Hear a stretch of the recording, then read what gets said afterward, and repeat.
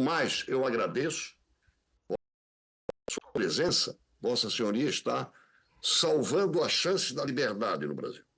O senhor vai respondendo a minha pergunta, mas eu quero antecipadamente dizer o seguinte: nós podemos celebrar que, enquanto na primeira turma do Supremo se procura mascarar a narrativa para intimidar a todos nós e para humilhar o ex-presidente Jair Bolsonaro, aqui, graças à sua presença corajosa, nós estamos achando o clarão que vai iluminar a verdade e vai mostrar que este dia 2 de setembro é o final de uma narrativa que será desmoralizada pela forma como se estabeleceram as culpas das pessoas do suposto golpe de Estado que não aconteceu. Mas eu aguardo a sua resposta e me dou por satisfeito, cumprimentando a todos os que estão construindo. Nós estamos construindo o fundamento de uma CPI que vai fazer justiça ao Brasil. Por favor, muito obrigado. Eu agradeço, senador. Eu quero parabenizar o senhor aí pelas iniciativas, pela garra, pela força em prol do Brasil. Lembrar que não se trata de um lado político, e sim de um país, né? De uma justiça justa, correta, digna, que hoje a gente já não vê mais isso acontecendo. Infelizmente, o poder está tomado por pessoas que não têm boas intenções, e o trabalho do senhor aí é um trabalho essencial para o país. Desde já, coloco aqui público a todos os senadores, deputados e a todo o país, me coloco à disposição de toda e qualquer comissão, de toda e qualquer CPI. Eu faço questão de estar presente. Óbvio que se eu estiver vivo ou solto, porque morto ou preso, infelizmente eu não vou ter como participar. Mas aproveito também para dizer que o material será encaminhado a essa digna comissão, será encaminhado a todos aqueles que querem, em prol do Brasil, promover a liberdade de expressão, tirar das garras de Alexandre de Moraes todo esse poder que é absurdo.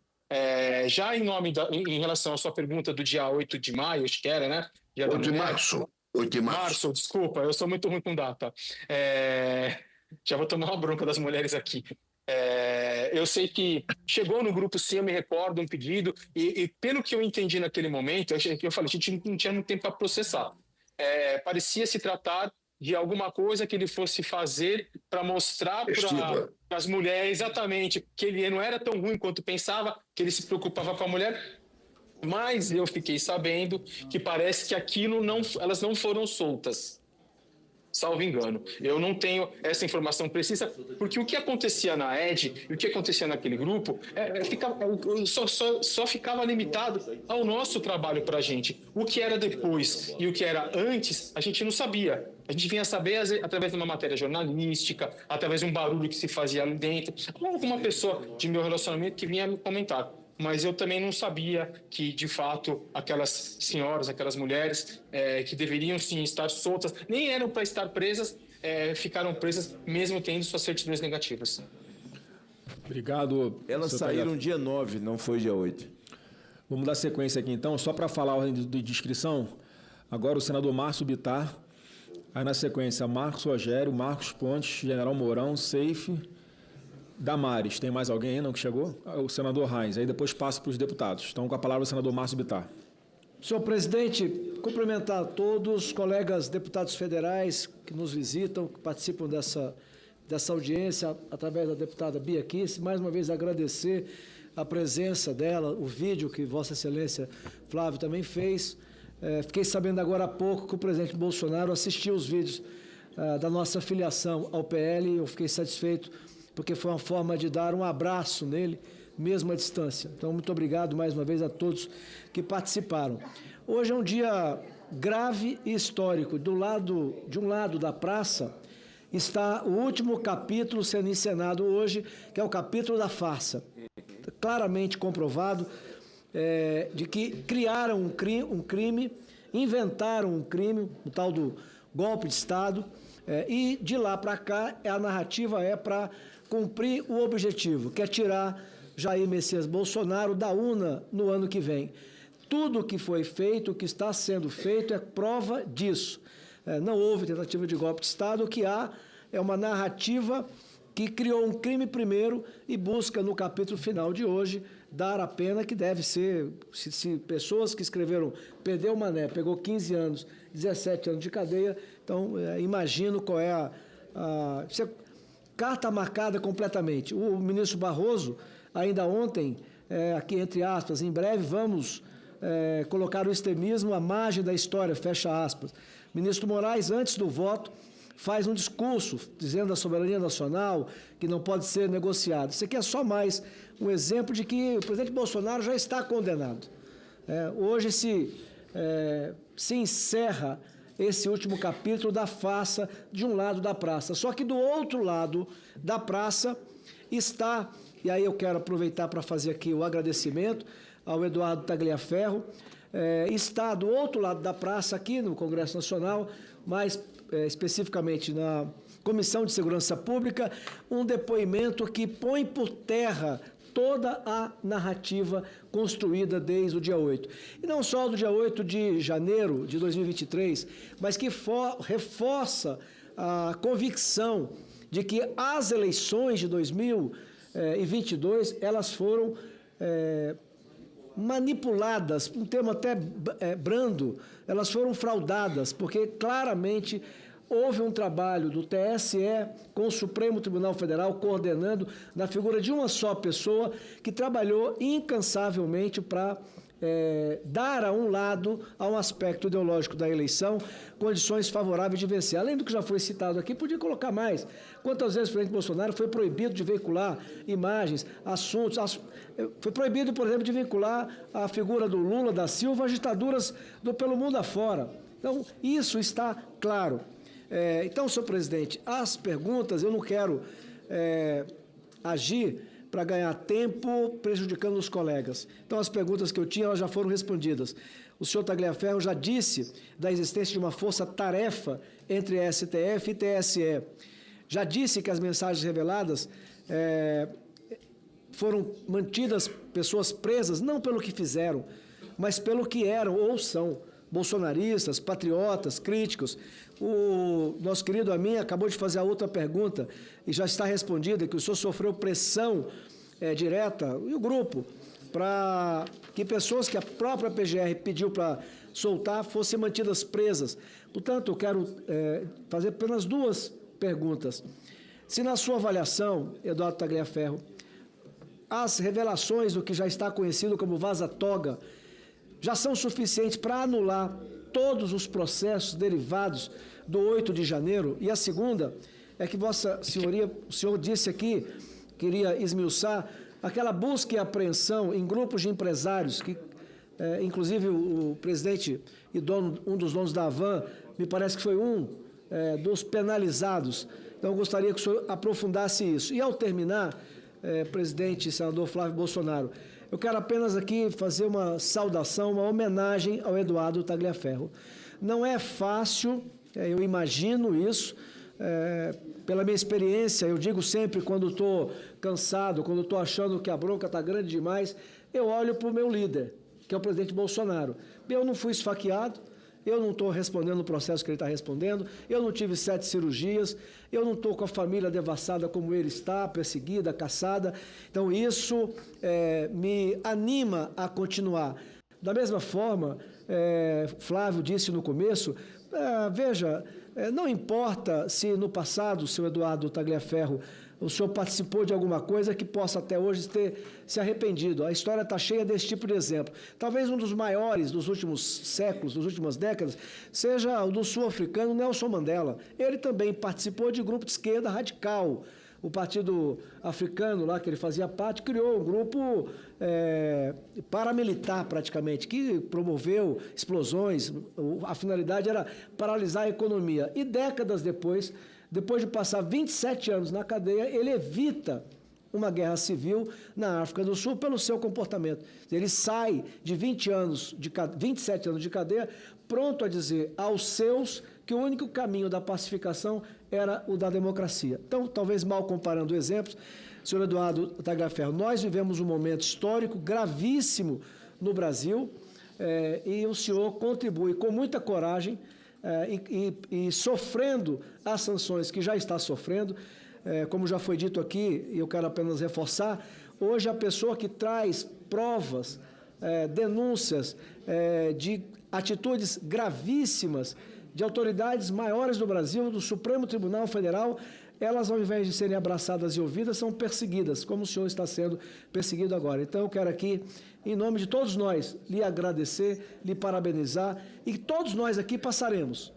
Não vai durar muitas décadas, nós todos seremos passados, mas a história vai marcar as pessoas que fizeram o mal que estão fazendo hoje ao Brasil, como também a história reservará capítulos importantes àqueles que resistiram, e com certeza absoluta, nesse livro da resistência, o senhor Eduardo Tagliaferro terá um capítulo especial. Muito obrigado, eram essas duas perguntas. Na sua avaliação, as revelações do que é conhecido como vaza-tóxico já são suficientes para anular todo o processo derivado do dia 8 de janeiro, e o senhor mencionou sobre a busca e apreensão em grupos de empresários. O senhor poderia esclarecer mais sobre esse assunto. Muito obrigado. Senador, muito obrigado por suas palavras. Não sei se está transmitindo, porque estou vendo aqui na imagem o senador Flávio. Bom, obrigado pelas suas palavras, senador Bittar.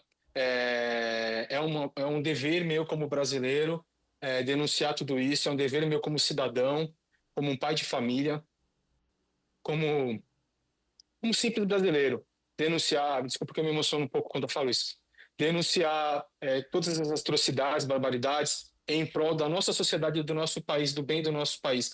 E eu me sentiria muito mal se eu não fizesse isso. E desde que eu descobri que algo estava gravemente acontecendo dentro do Tribunal Superior Eleitoral, eu já comecei a me enturmar mais, a me mostrar mais parceiro, até mesmo para que eu pudesse sobreviver e ter ali acesso a coisas que, se eu agisse de outra forma, não tivesse. Sobreviver também, entendeu? Um dos pontos que eu nunca falei, e eu faço questão de falar nessa comissão, é com relação aos empresários que o senhor acabou de citar. O Brasil acredita que aquela busca e apreensão feita, salvo engano, em 22 ou 23 de agosto de 2022, onde tinha o Meyer, o Morongo, o Hang, entre outros personagens famosos de empresários do Brasil, se lastreou, que não se lastreou somente naquela publicação do Amado no Metrópolis, que ela se lastreou em uma investigação prévia que aconteceu antes daquilo. Bom, agora de fato eu vou contar a verdade aqui, e se quiserem eu posso abrir e mostrar. E são dois fatos bem graves. Esse fato e o fato do atual Procurador-Geral da República, que inclusive está sendo reconduzido ao cargo. Tem que ser nesse momento, tratado aqui. O que aconteceu naquele período?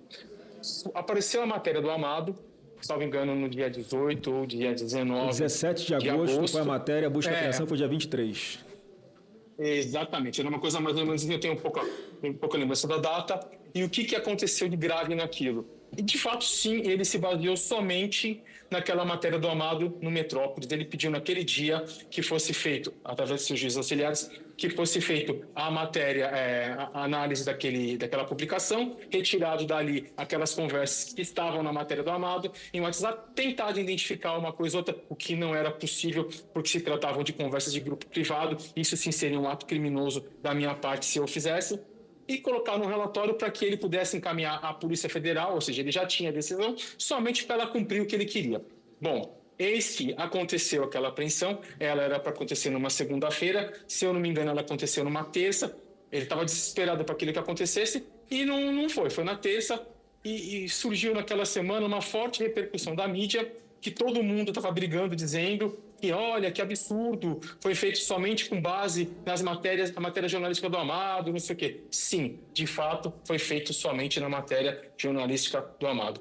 Quando chegou próximo de sexta-feira, foi pedido para mim, através do Ayrton Vieira, eu tenho aqui não só a última conversa com ele, porque as anteriores foram apagadas, e daquele momento que eu vi que tinha algo errado, eu comecei a manter dali para frente. Foi um pedido através do Alexandre de Moraes para que se construísse um ambiente, uma história. O que acontece é que o Ayrton Vieira, ele não tem qualquer familiaridade com o computador, ele não sabe usar o computador e ele precisou da minha ajuda para montar aqueles mapas mentais que foram abertos numa segunda, numa terça-feira, quando Alexandre de Moraes tirou o sigilo do processo, para dizer que existiu uma investigação preliminar. Então, foi encaminhado para mim as PETs, circuladas essas PETs, quais os objetivos, quais os alvos que ele queria que colocasse nos mapas mentais. Foi pedido para que se confeccionasse um parecer, um relatório com data retroativa, e eu assinando pelo Supremo Tribunal Federal, ao qual eu não era nomeado, foi pedido para fazer toda essa história encaminhada para o Ayrton, para que o Ayrton, dentro do processo físico, fizesse da forma que ele acha. Eu acredito que foi feito, colocado isso anterior. Então, não existiu. Se quiserem aqui, eu compartilho esse material, eu compartilho um cronograma, para que vocês olhem a data que esse material chegou em minhas mãos, a data que essas PETs chegou circuladas, a data que o mapa mental, que todo mundo da imprensa viu no dia que ele tirou, foi confeccionado. Por favor, por favor. Se o senhor puder mostrar para a gente aqui, porque enquanto o senhor está preparando aí para mostrar para nós, pelo que eu entendi, há uma matéria jornalística, o ministro Alexandre de Moraes dá ordem para essa assessoria de combate à desinformação produzir algum relatório, ele determina a busca e apreensão somente com base na matéria de jornal, sem saber se aqueles diálogos eram verdadeiros ou não, se tinham autenticidade ou não. Depois, o outro desembargador, que é juiz auxiliar dele, pede ao senhor Eduardo Tagliaferro para ajudá-lo a confeccionar um novo fundamento da decisão, é isso?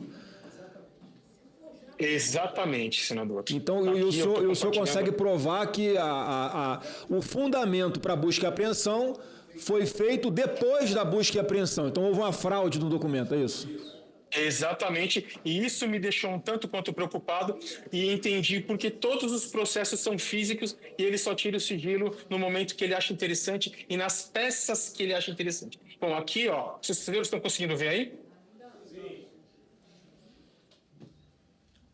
Estão conseguindo ver? Sim, Só sim. para eu ter uma... Sim, pode prosseguir. Tá. Bom, isso aqui eu fiz um PDF super simples, até mesmo porque isso seria a matéria da CNN e ela se recusou a fazer. Tá? Ela me enrolou por quase 2 meses e se recusou a fazer.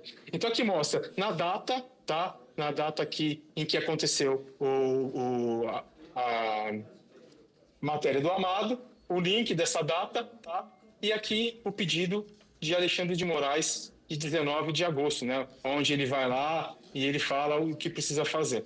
Bom, aqui tem tudo, a matéria jornalística, do dia que ele fala... que foi no dia 23/8/2022, né, que está bem aqui, que aconteceu a busca e apreensão. Porém, se os senhores observarem, os relatórios datam todo o material que a mim foi passado para montar aquela farsa é do dia 26, 27 e 28 de agosto. Está aqui. Tudo preservado, tudo periciado, mostrando que não teve qualquer adulteração ou manipulação da minha parte. Então, isso aqui é só um ilustrativo. Eu vou mostrar o arquivo agora, tá? Tá aqui, ó. Mapas mentais, se os senhores olharem, esse mapa aqui foi o mapa, não sei se os senhores se recordam, foi o mapa que estava no processo, foi um mapa mental feito por mim, nesse dia aqui, ó, 29 de agosto de 2022. O que é mapa mental? Só para que a gente possa entender.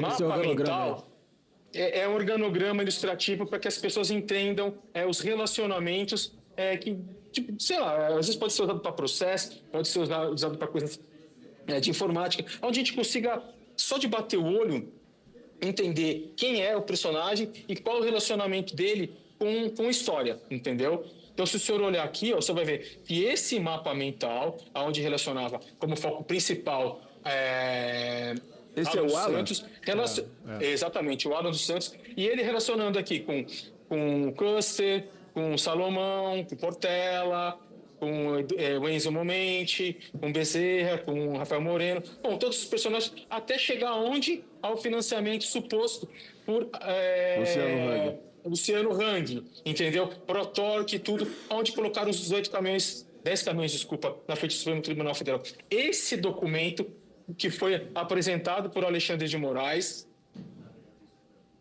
quando ele tirou o sigilo, para justificar que existia uma investigação preliminar e que toda a busca e apreensão não foi lastreada somente no do Amado, para ele se justificar e não ficar tão ruim, foi confeccionado por mim, a pedido de Ayrton Vieira, uma vez que Ayrton Vieira não era para eu ter feito, tá? Ayrton Vieira não sabia mexer com o computador. Então isso chegou nas minhas mãos por acaso. Se o senhor olhar aqui, ó, em todas as PECs, olha a data, essas PECs aqui, Moraes nem sabia que o Ayrton Vieira tinha me passado. Ayrton Vieira pediu para mim, não fale nada. Tá tudo aqui, ó. Os relacionamentos, os mapas bonitinhos, todos que foram feitos por mim. Tá aqui, ó.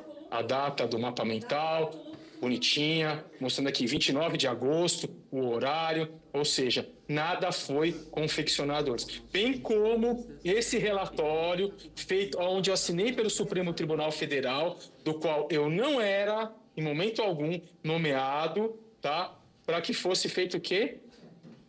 A porcaria da busca e apreensão um dia depois. Que loucura do caramba. Depois. Olha a data da confecção desse documento, 28 de agosto de 2022. E não 22 de agosto de 2022, como eles colocaram. Tá? Então aqui está a comprovação de um crime, uma fraude processual gravíssima.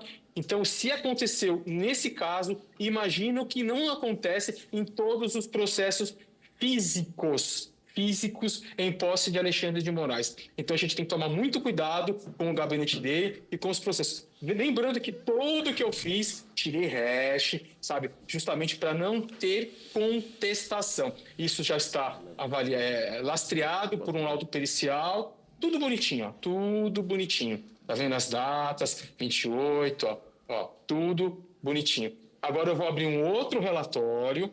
Deixa eu ver se eu preciso enquanto o senhor está abrindo aí, enquanto o senhor está abrindo, só para confirmar também, essa preocupação dele de esquentar essa operação de busca e apreensão, né, sem embasamento nenhum, essa é a comprovação do que chama de pescaria probatória, né? Você primeiro pega os telefones, vê o que tem, depois você justifica fraudando um laudo, como o senhor está mostrando, já que tem os metadados que esse documento, que depois oficialmente ele apresentou como sendo um fundamento para autorizar a busca e apreensão, ele foi produzido por esses metadados que o senhor tem do Word, ele foi produzido alguns dias após efetivamente ter sido feita a busca e apreensão. Para quê? Para justificar para os advogados que pediram acesso aos autos? Eu acredito que sim, e para justificar para a imprensa, porque a imprensa estava batendo pesado nele, dizendo que ele tinha feito isso somente com base numa matéria jornalística do Amado, que de fato foi. Eu estou com um pouco de dificuldade de parar o compartilhamento aqui e poder trazer o novo aqui. Deixa eu olhar aqui, peraí. Não, o senhor fica tranquilo aí, pode procurar tranquilamente. Não, eu já achei, tá aqui, ó. Compartilhar. Se quiser trazer na tela, acredito que os senhores já estão vendo. Tá na tela já. Só fazer ele ficar Tá conseguindo ver quando eu deixo azul aqui? Sim. Beleza. Tá, não é isso aqui, não. Isso aqui é a cronologia, tá? Isso é a cronologia que eu apresentei aos senhores agora. E tudo isso tá aqui, ó. Tá aqui dentro, ó. Olhem as datas, tá? 26 de agosto, tudo. Olhem as datas. Tudo que a mim foi passado, tá? Referente às buscas e apreensões, tá? Se os senhores olharem inquérito, deixa eu ver se é isso aqui, que eu também não me recordo muito. Deixa eu abrir aqui. Estão vendo aí? Sim. Não abriu todo ainda. O material que a mim... Não abriu? O inquérito 4828, volume 1.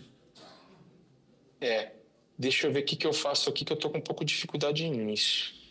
Pode ficar tranquilo aí. Dá um minuto. Eu vou interromper e vou colocar de novo. Mas, assim, é uma situação gravíssima e não tem como contestar. Deixa eu olhar aqui, ó. Então, o fundamento da decisão foi dia 26 e a busca e apreensão foi 3 dias antes, dia 23 de agosto de 22. A busca foi dia 23 de agosto. Quer dizer, senhores, o presidente Jair Bolsonaro está sendo humilhado nesse momento, massacrado nesse momento. Por um bandido que produziu fraude o tempo inteiro. Ou esse Senado impeachment, esse marginal, uma quadrilha. Ou impeachment esse marginal, E nós temos todo o dever de buscar internacionalmente a proteção desse cidadão chamado Talhaferro, que se dispôs, esse cara se dispôs. Porque esse cara, com o marginal, com as relações que ele tem, ele vai encontrar esse rapaz em qualquer lugar do mundo. Agora, senador Girão, senador Flávio Bolsonaro, presidente dessa comissão, nós vamos convocar essas pessoas que ele falou para vir aqui para ouvir. Mas ou nós instalamos uma CPI, ou saímos daqui para procurar o Davi Alcolumbre, onde ele estiver, e reunir com ele, com esses documentos, porque não tem sentido mais essa palhaçada de não colocar o impeachment desse cara. Jordi, você está vendo aí por que teve uma busca na sua casa? Todas foram assim. Todas foram assim. Olha,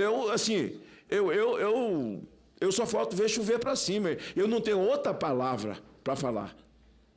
Por isso que as grandes emissoras, a mídia, não quis dar a Bia Kicis.